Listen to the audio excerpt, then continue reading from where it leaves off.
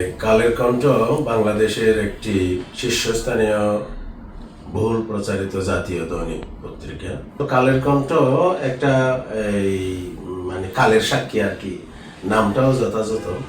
তো সময়ের সাক্ষী, বস্তুনিষ্ঠ সংবাদ পরিবেশনের জন্য কালের কণ্ঠের সুনাম রয়েছে এবং জাতিকে দুর্দিনে দিক নির্দেশনা দেওয়ার জন্য এবং ক্রিটিক্যাল সিচুয়েশনে যে সময়ের সাক্ষী হওয়ার জন্য রিস্ক নিয়ে সংবাদ পরিবেশন করা ইত্যাদি।